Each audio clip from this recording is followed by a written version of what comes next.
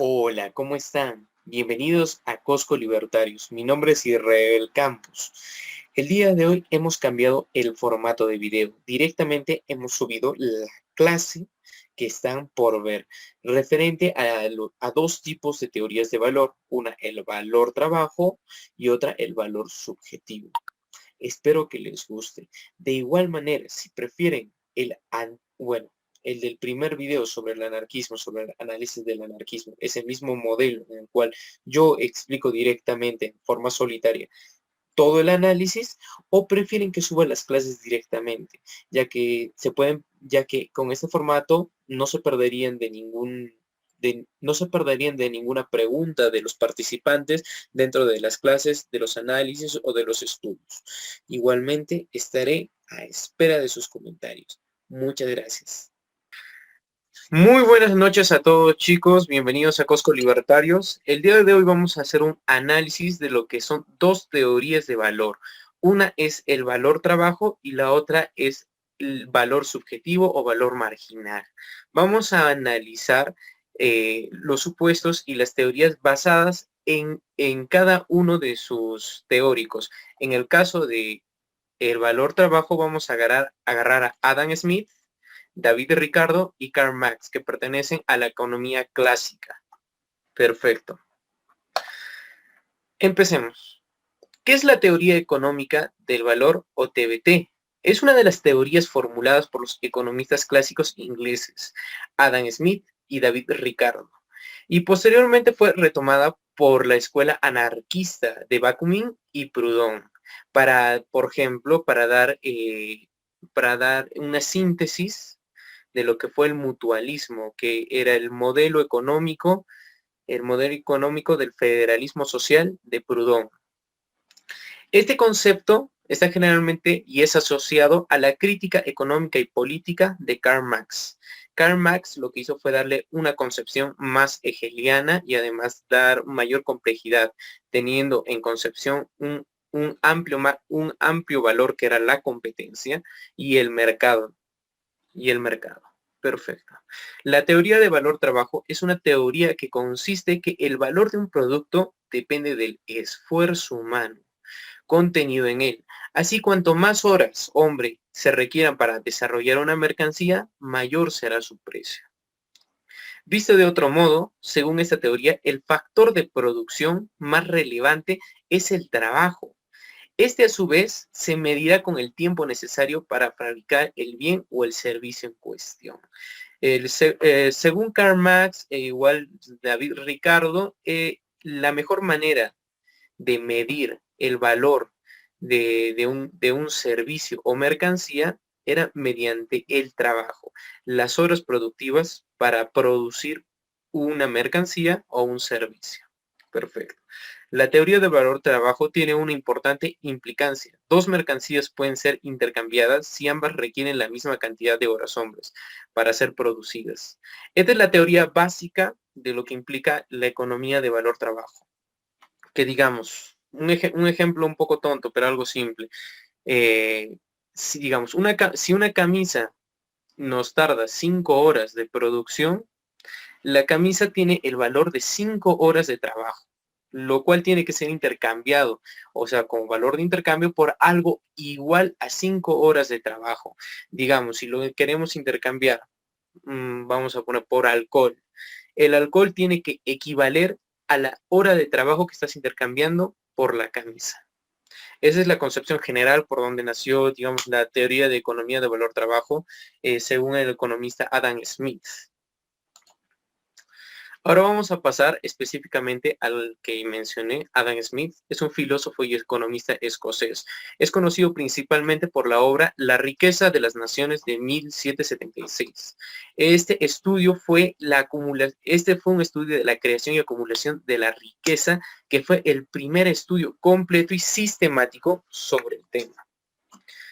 La apreciación de Smith de la teoría valor-trabajo lo consideró exacto en las sociedades primitivas. ¿Qué quiere decir con sociedades primitivas?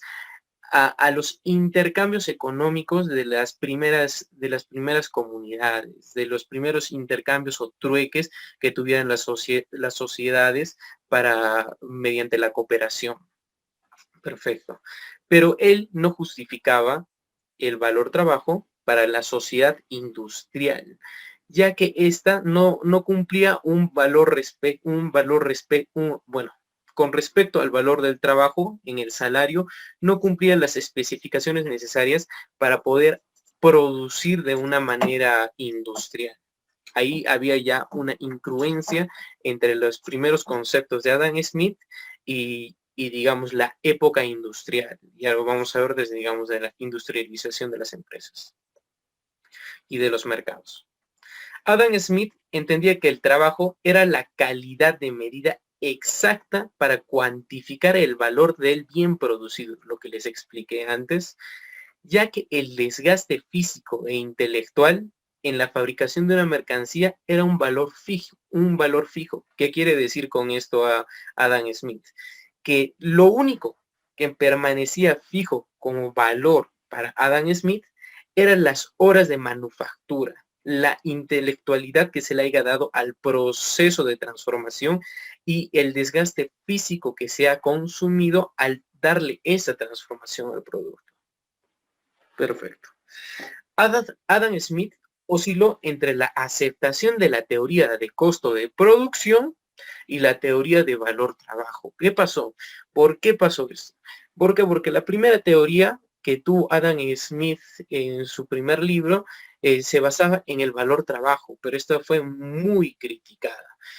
Fue muy criticada porque no tomaba los valores de la competencia y también porque en esos tiempos no se podía, no había una oscilación correcta para determinar cuánto desgaste había tenido un producto en el mercado en realidad. Bajo esos indicios, él pasó a lo que osciló a lo que era la aceptación de la teoría de costo de producción, que es ver al trabajo ya no como un valor total de intercambio, sino como un costo de producción, como lo que vemos actualmente. O sea, ver al trabajo como un costo de producción, pero no como el valor de intercambio. El economista que intentó salvar la teoría de valor-trabajo posteriormente, Adam Smith, hizo también las críticas al libro de Adam Smith, La riqueza de las naciones, fue David Ricardo, que lo vamos a ver posteriormente. Un aporte de Adam Smith podemos ver que ninguna sociedad puede ser próspera ni feliz si la mayor parte de sus miembros son pobres y miserables. Perfecto. Vamos a pasar a David Ricardo. Es muy importante perfecto, están entrando algunos chicos más. Perfecto. Es muy importante estudiar a David Ricardo para entender lo que es el valor trabajo de una manera más completa a la de Adam Smith, ya que David Ricardo sí tomó en porcentualidad los primeros principios de competencia dentro de la teoría de valor trabajo. Fue un defensor del modelo económico del valor trabajo y el libro donde lo hizo fue En Principios de Economía Política y Tributación. Recordamos que en los tiempos de David Ricardo, de Adam Smith, la economía realmente no era una ciencia, no era una especialización, nos han dicho, sino que era un conocimiento básico para la filosofía, un conocimiento básico para la importancia del desarrollo de la sociedad, pero en sí no era una ciencia que se debía de estudiar estrictamente, como lo es hoy. Por eso en los economistas clásicos los vamos a encontrar más como economía política. Perfecto. Él fue uno de los pioneros de la macroeconomía. ¿Por qué? Porque analizó los beneficios y el salario. Fue uno de los primeros que analizó de forma correcta los beneficios de una mercancía o de una producción y los salarios.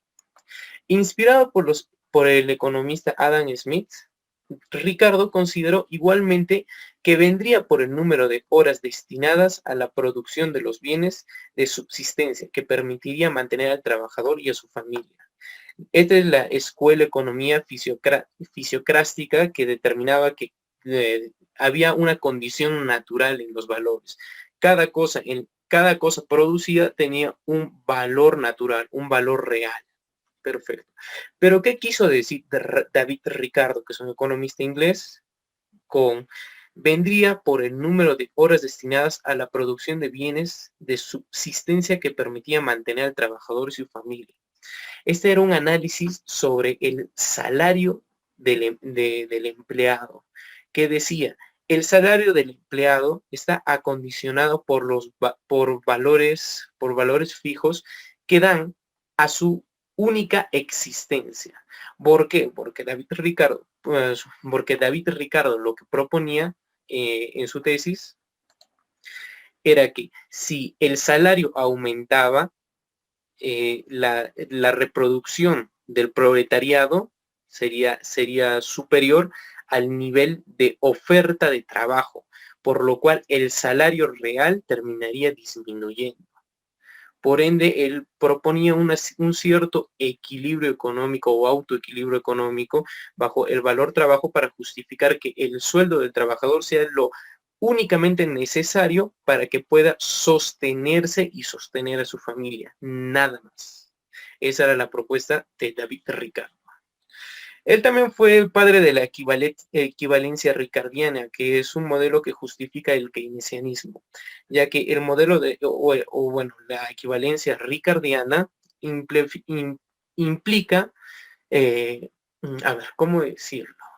Implica justificar el gasto público del gobierno sin importar de por qué o cómo sea, culpando de esto a los ciudadanos. Les sonará muy, muy actualmente. O sea, eso es lo que pasa actualmente, ¿no? Como por ejemplo con la pandemia, que nos culpen a nosotros por los desastres económicos que ellos causan. Sí, esto fue por la equivalencia ricardiana, una justificación de la economía a la deshonestidad a la supuesta deshonestidad del pueblo a con el Estado, que proponía que como había un gasto público mayor a lo normal, la gente al ver esta acción del gobierno tendría miedo del futuro porque creería que los impuestos subirían. Por tanto, en vez de seguir gastando, como lo que proponía Keynes, o sea, todo el dinero que empezar a rotarlo, decía, no, voy a ahorrar mi dinero, voy a ahorrar mi dinero.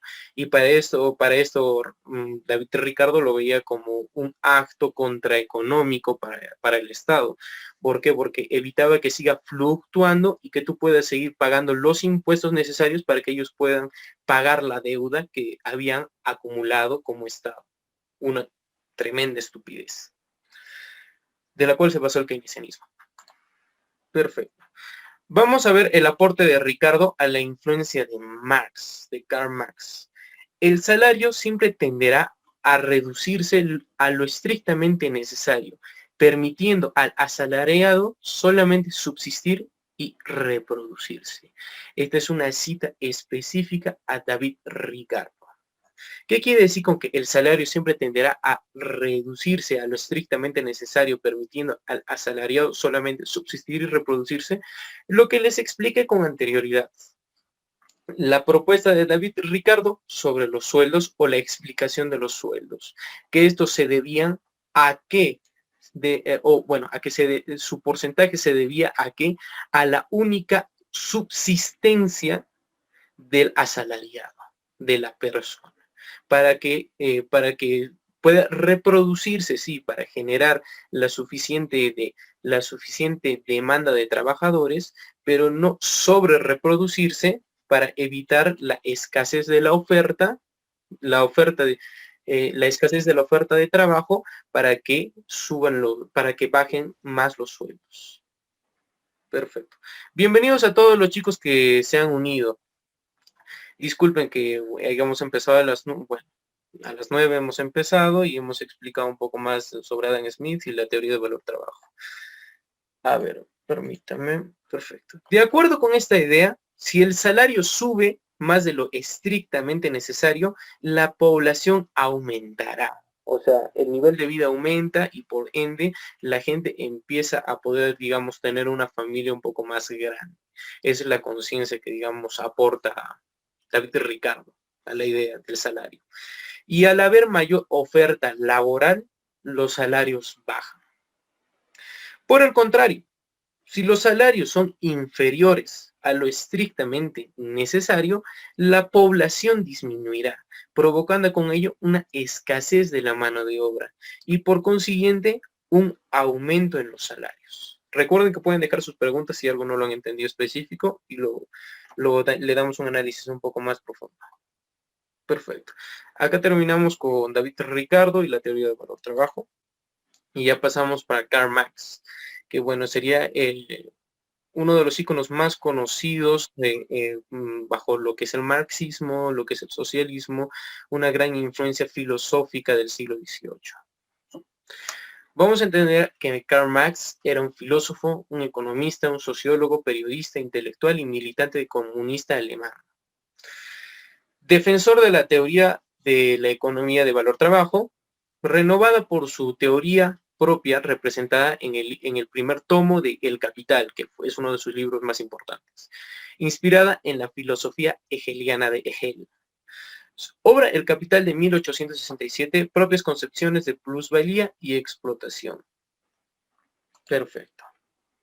Vamos a pasar a la teoría de valor-trabajo, pero marxista. Entendido por la obra de Marx, El Capital, a diferencia de los anteriores filósofos y economistas que llegaron a similares concepciones como Aristóteles, Thomas Aquino, Adam Smith, Karl Marx le dio una concepción más compleja, llevada a tener en cuenta un factor obviado por Adam Smith, la competencia y el mercado. Mediante estos factores, Marx llegó a la definición de que el valor de una mercancía son las horas de trabajo socialmente necesarias para la producción. ¿Qué quiere decir las horas de trabajo socialmente necesarias para la producción?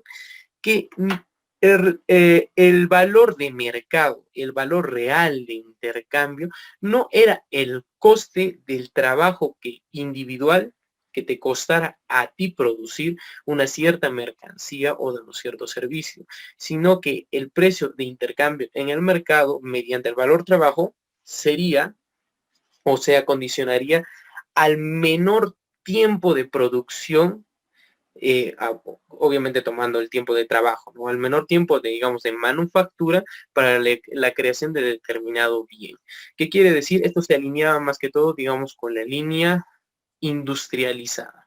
Digamos, si para mí, que digamos, yo no sé construir carros, me tomaría 5 años construir un carro, yo no voy a cobrar por la cantidad de tiempo un precio exorbitante por algo que seguramente se esté mal hecho, gracias a que yo no conozco el tema. Pero, ¿qué pasa? Una manufactura especializada de, digamos, de carros, como lo que es el ejemplo, tardaría en sí 2 días, digamos, en producir un carro. Recuerden que esto es un ejemplo. Entonces, el precio que se acondiciona al mercado no es el precio individual de la persona que está manufacturando, sino el precio se acondiciona al precio real, que sería el precio socialmente aceptado, o sea, el que tiene menor tiempo, el que es más eficaz y más eficiente. Ese es el aporte que dio Marx, por ejemplo, a la teoría de valor-trabajo de Adam Smith, dándole una mayor complejidad. Prosigamos. Estas siendo las horas ajustadas a la mayor cantidad de manufactura de una mercancía. A esto Marx lo llamó valor de intercambio, adjudicando su teoría de la explotación al interés, que se les adjudicada a la mercancía por el capitalista.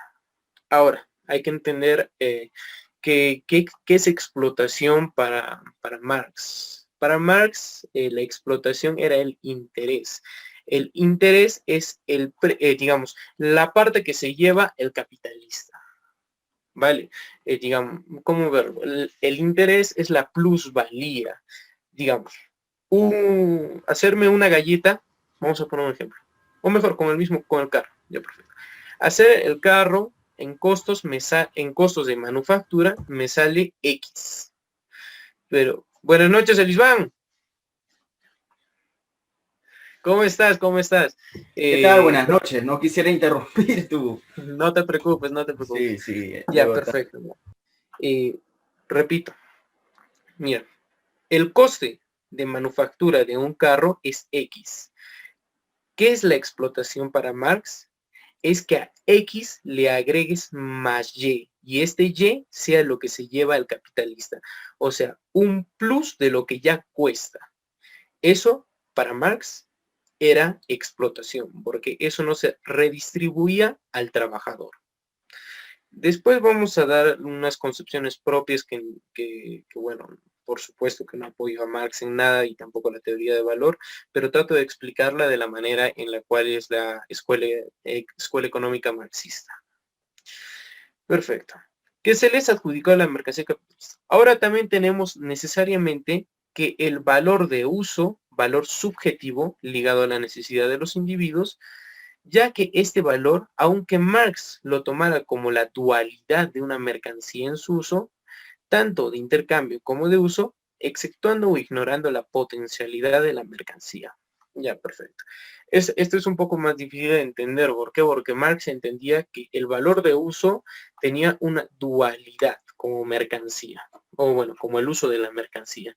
Uno era el valor que se le daba al intercambiar, o sea, que el producto, que la mercancía sirviera para intercambiar, y la otra era el uso que se le podía dar individualmente a la mercancía. ¿Qué quiere decir con eso? Que digamos, un zapato, vamos a poner, yo soy un zapatero, hago un zapato. Ese zapato tiene una función, que es ser usado en los pies para que una persona pueda caminar de forma más cómoda. Ya, perfecto. Pero aparte de eso, también tiene otra función, que es la función de intercambio. Con eso puedo intercambiar el valor, bueno, un valor similar a otra cosa. ¿Qué significa? Que puede ser dinero, puede ser algo, no sé, digamos, no sé, si yo quiero intercambiar un zapato por algo que necesite y la otra persona quiere un zapato, podemos intercambiar. A eso se refiere Marx con el valor de uso y la dualidad de la mercancía. Obviamente, esto Marx no toma en cuenta o exceptúa la potencialidad de la mercancía, que ahí es donde yo digo que Marx, sin saberlo, ya había descubierto el valor subjetivo para sí mismo. ¿Por qué? Porque el valor subjetivo no solo se trataba de que yo intercambie algo porque algo cuesta X y el costo de lo que yo quiero intercambiar también era X. No, sino que necesitaba yo a una persona que quiera X para poder intercambiar. Y esa persona que quiere X le va a dar un valor determinado también a la potencialidad. ¿Qué quiero decir con potencialidad? Al provecho que le puede sacar a ese producto. O sea, digamos, ¿qué provecho yo le puedo sacar a ese zapato? ¿Me hace falta ese zapato? ¿Realmente es necesario ese zapato? ¿Me gusta ese zapato? Tal vez si no me gusta o no lo necesito, no necesito intercambiar nada con esa persona. De ahí viene, por ejemplo, que en la teoría de valor-trabajo haya un hueco argumental sobre lo que es el verdadero valor de uso de un objeto. Perfecto. Acá terminamos con lo que es el valor-trabajo. No sé si alguien tenga una pregunta sobre alguno de los economistas y filósofos que hemos agarrado, para poder pasar a lo que es la valor subjetivo, que es mucho más complejo. ¿Aló, chicos?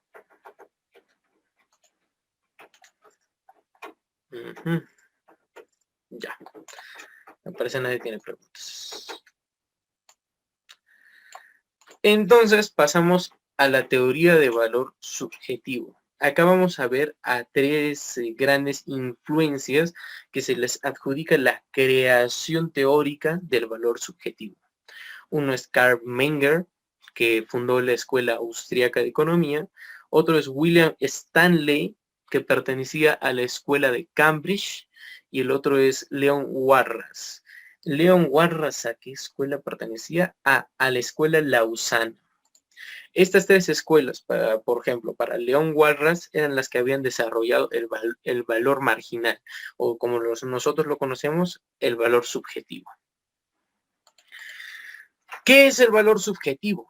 La teoría de valor subjetivo es una teoría de valor que desarrolla la idea de que el valor de un bien o mercancía no está determinado por ninguna propiedad inherente a este, ni por cantidad de trabajo requerido para producirlo, sino por la importancia que un individuo le da para lograr sus objetivos o deseos.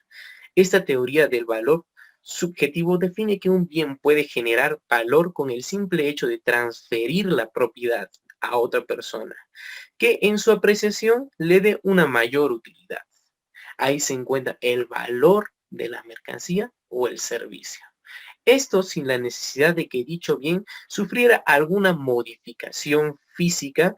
¿Por qué? Porque al sufrir alguna modificación física es proclive a que se revalorice para la persona que lo está demandando. Pues la utilidad esperada en el nuevo propietario presenta un mayor valor para él, o sea, para el demandante. Los individuos, como refleja la teoría, muestran niveles decrecientes de satisfacción para un bien. Es decir, cuanto más escaso sea un producto, más valioso será, y viceversa. Aclarando que esto depende, hay que aclarar esto. Esto depende de la subjetividad del interés del demandante y que el valor subjetivo no necesariamente va a ser el valor de mercado o a lo que yo llamo el valor real de la mercancía o el servicio. ¿Qué quiere decir esto? El valor que le damos a intercambiar por dinero o por mediante trueque o por otra cosa, por otro servicio o por otra mercancía. Primero vamos a estudiar a quien es el creador o el fundador de la escuela austriaca, que es Karl Menger. Él es doctor en Derecho, pero se especializó en su vida en el área de la economía. Él contribuyó a la teoría del valor marginal. Perfecto. Hay que acelerar. Él contribuyó a la teoría del valor marginal y es uno de los padres de la economía neoclásica, a la cual pertenece el valor subjetivo. Según Menger, el valor del servicio o de la mercancía comienza con las necesidades de la persona y del individuo, que constituyen la fuerza motriz básica junto con las limitaciones a las que se enfrenta el individuo en las decisiones económicas. ¿Qué quiere decir con las limitaciones que tenga el individuo en el área económico? Significa a la capacidad intelectual o física en la cual pueda darle un uso real a un determinado bien o a un determinado servicio. Perfecto. Menger igualmente distingue entre bienes de primera orden, que son los bienes de consumo, como lo que puede ser una papita Lay's, o sea, algo que tú consumes simplemente porque necesitas consumir, o digamos, como la comida, y bienes de orden superior. ¿Qué son los bienes de orden superior? Son los bienes de capital, o bueno, se derivan mayormente a los que son bienes de capital. ¿Qué son bienes de capital? Son bienes que indirectamente sirven al individuo. ¿Qué pasa? Son bienes que pueden producir otro bien. Perfecto. Vale. Tenemos que avanzar rápido. Los primeros solamente, mira, vamos a ver que el bien de consumo, Dios santo, se va la batería, esto se apaga. Perfecto. Vamos a ver que el bien de consumo sirve para satisfacer las necesidades humanas de bienes de primer orden, o sea, de primera necesidad, lo cual crea una cadena de procesos de valoración relacionados con las necesidades subjetivas del individuo. ¿Por qué? Porque lo que para ti es de primera necesidad no necesariamente para mí es de primera necesidad, o el orden de primera necesidad tuyo y el mío tal vez no van a ser iguales. Por ende, el individuo, mediante su necesidad, es subjetivo. Para Menger, el valor de un bien existe cuando una persona se da cuenta de que la satisfacción de una necesidad depende de la capacidad para disponer del bien, lo que les hablé con anterioridad, de que las condiciones intelectuales o físicas del individuo determinan de que él pueda dar este valor subjetivo, porque tiene que ver la potencialidad que le puede sacar a este bien, y dependiendo a ello, nace el valor de intercambio que estás dispuesto tú a pagar por ese bien. Perfecto. Creando el principio de demanda por medio de la evaluación de su potencialidad para satisfacer la necesidad o deseo. Un aporte de Menger para tenerlo en consideración es que el valor de un bien de orden mayor obviamente de uso o subjetivamente potencial, es igual a la diferencia entre la significación de aquellas satisfacciones que podríamos obtener de él si dispusiéramos de la cantidad del bien u orden mayor. Perfecto. No sé si hayan entendido esta frase. Si no la han entendido, la tocamos al final. Perfecto. Vamos a pasar. Disculpen, chicos. Perfecto. Vamos a pasar para otro de los padres de la escuela neoclásica. Este es un gran economista, filósofo y lógico inglés. Él en 1859 escribió obras de contenido económico exponiendo de forma contemporánea, pero no en conjuntos, contemporánea, a Carl Menger la teoría marginalista. También hasta cierta parte fue contemporáneo con Leon Walras, que lo vamos a tocar para el final, ya que realmente Leon Walras le da un estudio matemático muy complejo al valor subjetivo. Perfecto. La teoría marginalista desechó la teoría de valor-trabajo, que heredó de los clásicos, ya que tenemos que entender que la teoría de valor-trabajo le pertenece a la economía clásica y específicamente al área de la economía política. Se enfocó a la subjetividad y en la satisfacción del consumidor, concepto que nombró utilidad marginal. Afirmó que el valor del trabajo debe determinarse a partir del valor del producto y no el valor del producto a partir del valor de trabajo, contradiciendo así la teoría clásica de la tradición ricardiana y marxista. Perfecto. Uno de los más importantes axiomas es que a la vez que aumenta la cantidad de cualquier bien que un hombre tiene que consumir, por ejemplo, la comida, la utilidad o beneficio que deriva de la última porción utilizada disminuye en grado. Perfecto. ¿Alguna pregunta hasta acá, chicos? ¿Alguna duda? Lo pueden poner en el chat o pueden activar sus micrófonos, no hay ningún problema. En cualquier momento. Al final vamos a analizar estas partes de aquí, son muy importantes ya que hay que darle un sentido específico del libro de donde las he sacado, que son los libros específicos de William Stanley o de Carl Menger. Pero por ahora vamos a pasar al economista francés de la escuela lausana, que es Léon Walras. Considerado a menudo el fundador de la economía matemática, Walras fue el primero en analizar y describir como un problema matemático de equilibrio general de la competencia perfecta. Acá tenemos que explicar lo que es la competencia perfecta. La competencia perfecta es la situación de un mercado donde las empresas carecen del poder para manipular el precio y se da una maximización del bienestar. Esto como resultado de una situación ideal de los mercados de bienes y de servicios, donde la interacción es únicamente por oferta y por demanda. Esto es lo que determina el precio real de intercambio. Perfecto. Ahora, pasemos a seguir. Leon Walras también desarrolló la teoría marginal del valor con William Stanley Jebos y Carl Menger y ayudó a lanzar la escuela neoclásica en la economía, la cual bajo la corriente marginalista se pueden distinguir en tres escuelas: la escuela lausana, la escuela austríaca y la escuela de Cambridge, las cuales estudian lo que es, por lo menos en su lado económico, lo que es el valor, se basan mediante el valor subjetivo. Concluyo que las funciones de demanda y de oferta de un producto dependen tanto de su precio como de los precios de los demás productos, rentas, costos de producción y otros factores. Por ejemplo, este es el padre yo le adjudico, esta es una apreciación personal, podrían tener una por ustedes propios, que es uno de los mentores o uno de los principales teóricos ¿cómo decirlo? De los costos de manufactura o de la cadena de suministros que utilizan las empresas actualmente para dar un costo real o un costo de intercambio al al bien o servicio que presta. Perfecto. Acá ven un pequeño cuadro donde, a ver, lo voy a explicar.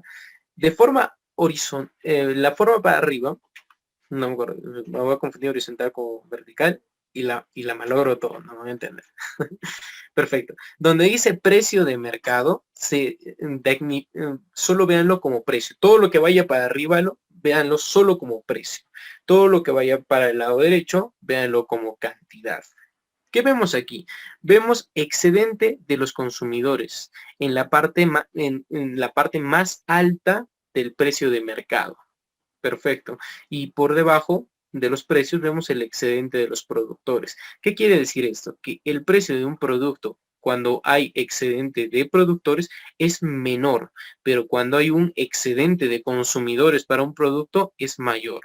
Perfecto. Ahora vamos a cantidad de equilibrio y a cantidad. Perfecto.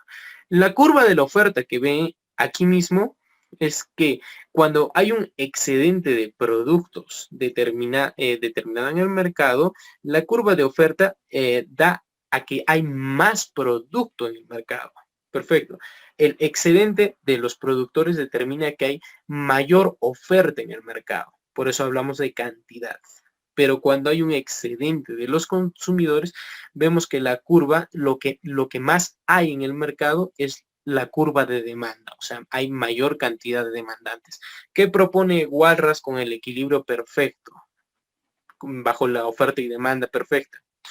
Que haya un equilibrio en donde el precio se ajusta a la cantidad de producto. Mil disculpas a todos, se cortó la transmisión, le hemos vuelto a abrir y vamos a proseguir. Perfecto. Nos quedamos con León Walras, el economista francés de la Escuela Lausana, que es el fundador de la economía matemática. Él pertenece a la Escuela Económica Lausana. Él se basó en lo que es el equilibrio perfecto y la cantidad de equilibrio necesario en el mercado para que el precio de intercambio se base únicamente en la oferta y la demanda, lo que llamamos equilibrio general. Perfecto. León Walras desarrolló una teoría muy interesante llamada el tanteo walrasiano o la subasta walrasiana. Y acá sí presten bastante atención, porque esto me ha tardado una semana en entenderlo de buena manera. Perfecto. El modelo económico basado originalmente en la subasta de los mercados campesinos franceses del siglo XVIII fue el tanteo walrasiano. Perfecto. Diseñado para explicar cómo se obtienen en un mercado libre y competitivo los precios de equilibrio, lo que acabo de explicar anteriormente. O sea, cómo se consigue el equilibrio mediante un mercado libre y competitivo. Si no, no se puede llegar al equilibrio necesario para generar bienestar. Perfecto. Prosigamos. El precio de equilibrio se establece entonces en el punto en el cual tanto el precio ofrecido, o sea, la oferta, como la cantidad que yo quiero, la demanda. En total, por cada bien se igualan a la cantidad total del bien en oferta a esos precios, lo que implica una tendencia al equilibrio económico. Sé que tal vez muchos no habrán entendido lo que acabo de decir, pero acá desarrollé una pequeña ecuación hablada para poder explicarlo mejor. Perfecto. ¿Qué quiero decir? Cuando digo que el equilibrio se establece, entonces en el punto en el cual tanto el precio ofrecido como la cantidad que yo requiero, o sea, la oferta y la demanda, que la oferta es igual al total individual de mi demanda, o sea, a la subjetividad de lo que yo necesito. ¿Qué quiero decir? La total de demanda necesaria para mí, o sea, lo que yo requiero, es igual a la oferta que yo voy a o que yo voy a llevar, o que yo voy a obtener, o que pretendo obtener. Espero que esto lo haya simplificado un poco. Perfecto. Así que podemos llegar a lo que la oferta es igual al total de la demanda individual, que es igual a la oferta misma. Perfecto. Pasemos al equilibrio económico. Walras ejemplifica lo anterior postulado con dos actores y dos bienes. Por ejemplo, jamones y quesos. Este es un ejemplo. Ambos actores son a la vez compradores y vendedores. ¿Por qué? Porque el que necesita jamones va a necesitar quesos. Y el que necesita quesos va a necesitar jamones. Recuerden que este es todo un contexto en un ejemplo para explicar el tanteo walrasiano. Perfecto. El tanteo walrasiano justamente se basa en que los actores económicos son tanto compradores como vendedores. Perfecto. Vendiendo aquello de lo que tiene en exceso, o sea, por ejemplo, el vendedor de jamones no vende la totalidad de sus jamones, sino vende el exceso que tiene de los jamones. Este exceso lo va a querer intercambiar en el mercado, prosiguiendo jamones y quesos respectivamente, a cambio de lo que tienen necesidad, quesos y jamones. Acá nótese de que primero empecé con los jamones y los quesos y después puse quesos y jamones, refiriéndome a los actores económicos, a que uno tiene jamones y el otro tiene quesos, pero el que tiene jamones quiere quesos y el que tiene quesos quiere jamones, en el ejemplo. Perfecto. En esta visión, el punto de equilibrio se encuentra cuando la cantidad total de la demanda de un bien multiplicado por su precio igual a la cantidad total de la demanda del otro bien multiplicado por su precio. Les dije que esto era pura matemática. La cantidad de jamones por precio de jamones es igual a la cantidad de quesos por precio de quesos. Acá vamos a ver una pequeña ecuación. Cantidad de jamones es por la cantidad por el precio de los jamones. Va a ser igual a la cantidad de quesos por el precio de los quesos. Perfecto. Lo anterior implica que la demanda de cada agente económico por el bien que no poseen será proporcionalmente a la relación entre el precio de ese otro bien y el precio del bien que ellos poseen. Perfecto. Vamos a ver, no sé si lo habrán entendido, pero voy a tratar de simplificarlo lo más posible.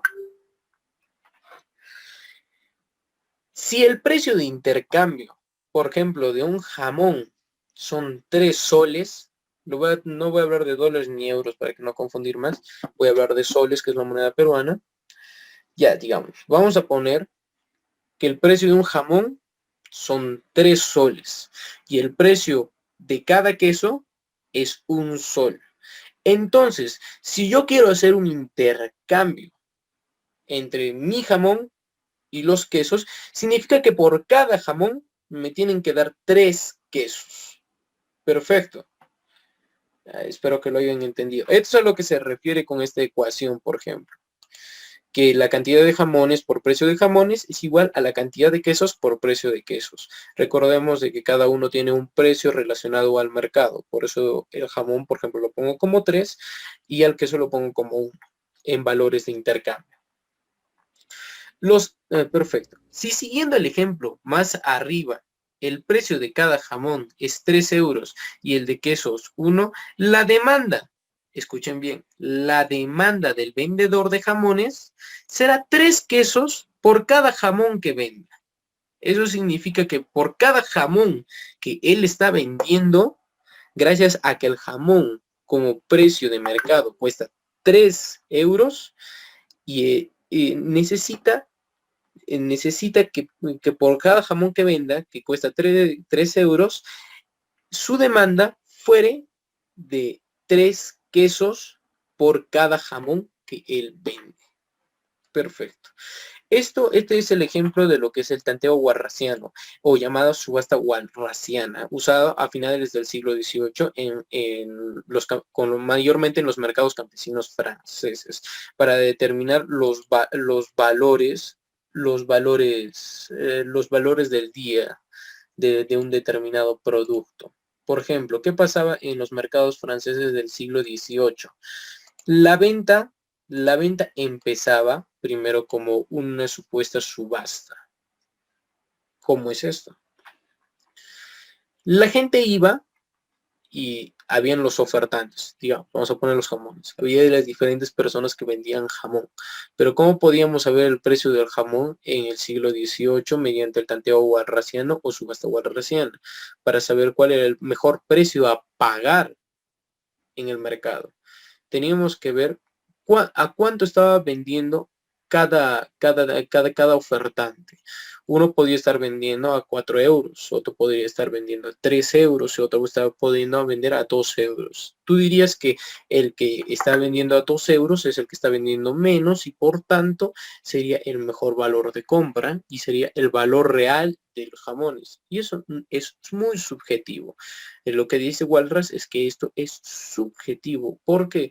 Porque tenemos que tener en cuenta diferentes valores que le dan diferentes valores de mercado que dan que el precio de intercambio sea tal.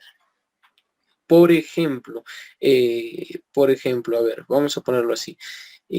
¿Cuánta cantidad de jamón puedo comprar con tanta cantidad de dinero? Por ejemplo, lo que no nos hemos fijado o lo que nadie me ha preguntado, por ejemplo, es que si cada persona, digamos el que vendía a 4 y el que vendía a 3 y el que vendía a 2, vendían la misma cantidad de jamón por el mismo precio que les estaban vendiendo los demás. Simplemente lo hemos tomado como que esa es la explicación, pero no lo hemos preguntado. ¿Qué pasa? El que vende a 4 te vende a 4 euros el kilo de jamón o un jamón entero.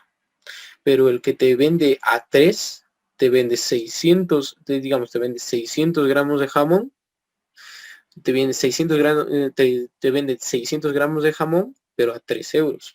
Y el que te vende a 2 solo te vende a 250 euros, a 250 gramos por 2 euros. Entonces, ahí ya vemos, por ejemplo, el tanteo walrasiano. ¿Ustedes cuál dirían que es el mejor precio a pagar? Y vamos a poner que, digamos, pagar 4 euros por un jamón entero o por un kilo de jamón es superior a pagar 3 euros por solo 600.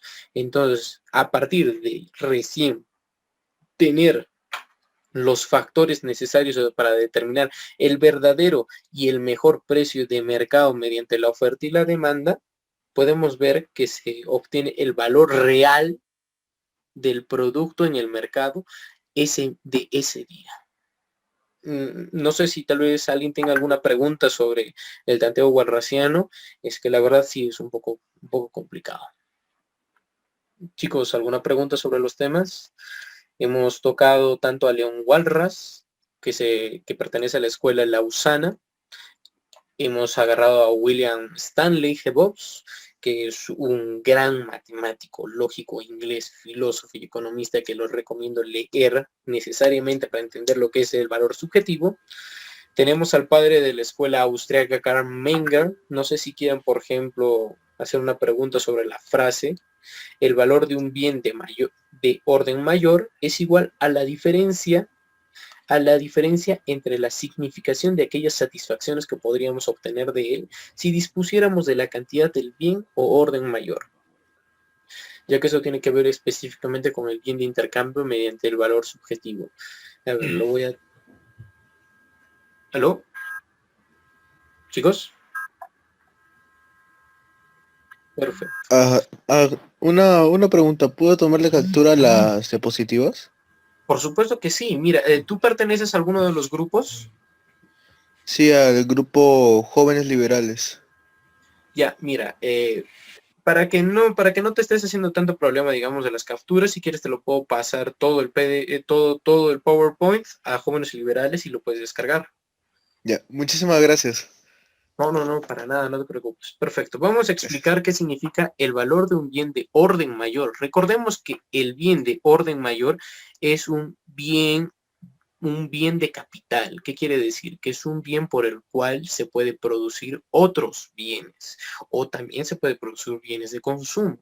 Por ejemplo, ¿qué podemos decir? Un bien que podamos decir que es de capital, un bien de capital. Por ejemplo, una máquina de escribir, digamos, una máquina de escribir propone crear otros bienes que pueden satisfacer los deseos o necesidades de otra persona. Entonces, se vuelve un bien capital la máquina de escribir. ¿Me dejo entender? Igualmente que digamos cualquier bien industrial sería un bien capital, un bien capital, ¿por qué? Porque este permite que haya a ver, ¿cómo ver? Permite que haya una creación de bienes de consumo o otros bienes de capital, o mediante este mismo bien. Perfecto. Vamos a ver, perfecto. Es igual a la diferencia entre la significación. ¿Qué quiere decir con la significación? O sea, lo que significa para nosotros, para la persona que lo está comprando. De aquellas satisfacciones que podríamos obtener de él si dispusiéramos de la cantidad del bien o de orden mayor. Significa que el valor del bien de orden mayor va a ser subjetivo a la potencialidad que nosotros le podamos dar a determinado bien, sea este un porcentaje de este bien o sea un bien entero, o sea, el bien en su totalidad. Perfecto. Mediante esto vemos que el valor es totalmente subjetivo para Karl Menger, tanto en bienes de primera orden, que son bienes de consumo, como en bienes de capital.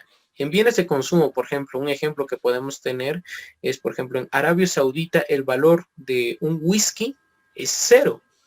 ¿Por qué? Porque bajo la religión que pondera en Arabia Saudita, les impide tomar bebidas alcohólicas.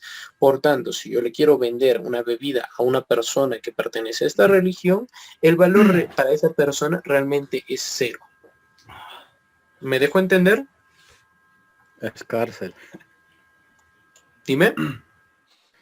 En Arabia Saudita, si te incautan con licor, te encarcelan.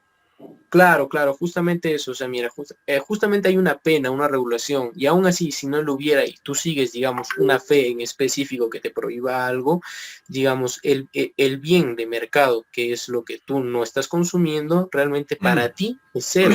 El valor real, o sea, el valor real de ese producto puede estar determinado a diferentes valores, que es, digamos, su producción, más, digamos, el interés, pero realmente para ti es 0. Porque tú no lo consumes, tú no lo necesitas, tú no lo requieres, no ves una potencialidad en él. Perfecto. Entonces, chicos, ¿todo está entendido? Yo creo que sí, lo que no sé si ya terminaste o vas a citar a alguien más. No, mira, lo que traté de hacer es de que sea lo más simple y entendible con los principales autores referentes a los dos tipos de valor. Por ejemplo, al valor trabajo tenemos a los economistas clásicos de la economía política, que es Adam Smith, filósofo y un gran economista escocés, que tiene uno de los mejores libros liberales, no libertarios, liberales, que es La riqueza de las naciones, de 1776. Adam Smith usualmente es considerado por libertarios como un libertario, y eso es totalmente falso, ya que la frase que ven acá abajo que dice ninguna sociedad puede ser próspera ni feliz si la mayor parte de sus miembros son pobres y miserables, proviene de la concepción de Adam Smith a entender de que el Estado tenía que tener una participación en la educación del proletariado. ¿Entienden? Por lo cual debía de haber una regulación al mercado de la educación. Esto es lo que proponía Adam Smith. Por ende, tenemos que relacionar a Adam Smith como un liberal, no como un libertario. Tenemos a David Ricardo, un economista inglés, un gran economista inglés, tampoco puedo ser despectivo, un gran economista inglés, en el cual se inspiró Karl Marx para entender una simple frase de Karl Marx, que es: el proletariado nunca disfrutará del capitalismo. Esto fue gracias a la lectura de Principios de Economía Política y Tributación, de 1817, de David Ricardo. como les dije también, la equivalencia ricardiana fue una justificación al Estado para el excesivo gasto y también para las excesivas deudas estatales, echándole la culpa a la sociedad que vive bajo ese Estado por no darle la confianza necesaria a su Estado. Tenemos a Karl Marx, que de él nace lo que es todo el marxismo, que podríamos tocarlo en un siguiente tema más amplio, porque el marxismo también es una ola teórica que no solo se tiene que ver con el valor trabajo, sino que tiene que ver con diferentes enfoques sociales y económicos.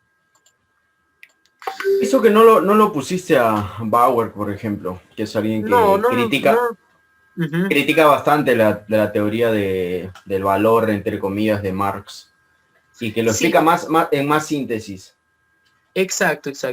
Lo que yo quería no era autores que critiquen la obra ni del valor trabajo, ni que critiquen la obra del valor subjetivo. Lo que yo quería era que fueran autores que expliquen qué es el valor subjetivo, qué es el valor de trabajo.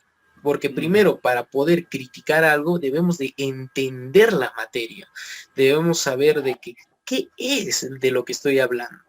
¿Está bien lo que estoy hablando? ¿Puedo entender otra perspectiva de lo que estoy hablando? Por ejemplo, ¿alguno sabía que Aristóteles fue uno de los primeros en poner palabras sobre lo que es el valor trabajo? Y lo puedo citar, acá tengo la cita, perfecto, teoría, equilibrio, competencia perfecta, teoría de valor, perfecto. Ya, acá tengo la cita justamente de Aristóteles. También Tomás Aquino. Tomás Perfecto. Aquino. Exacto. Y mira, Aristóteles... No es un... Dime. ¿Un religioso? Sí, bueno, es que estamos hablando de una época, estamos perteneciendo a una época donde, digamos, la religión era preponderante y por la cual la mayoría de los ciudadanos disponían, digamos, de una religión en específico, ¿no? Por eso es Santo Tomás de Aquino realmente es, ¿no? Vale. Pero para explicar lo de Aristóteles y el valor trabajo, nos tenemos que ir a Ética a Nicomaco, libro 5, capítulo 5. Puede representarse esta reciprocidad proporcional de servicios por una figura cuadrada en la que se combinen los términos opuestos en el sentido de la diagonal, sea por ejemplo el arquitecto A y el zapatero B, la casa C y el calzado D. El arquitecto recibirá del zapatero la obra que es propia del zapatero, un zapato, y en cambio le dará la obra que él mismo hace. Si hay después, luego, entre los servicios cambiados una igualdad proporcional, enseguida, ay Dios mío, otra vez la hora, enseguida hay una reciprocidad de bienes, de buenos servicios. Las cosas pasarán como ya lo he dicho. De otra manera, no hay ninguna igualdad ni estabilidad en las relaciones, porque puede suceder que la obra de uno valga más que la del otro, y es necesario igualarlas. Esta regla tiene aplicaciones en todas las demás artes, sea una casa, 10 minas, una cama, sea a la mitad de B, es decir, que la casa valga 5 ruinas o sea igual a 5 minas. Supongamos también que la cama C solo valga la décima de B. Con estos datos se ve fácilmente cuántas camas se necesitan para igualar el valor de la casa. Es decir, que se necesitan 5.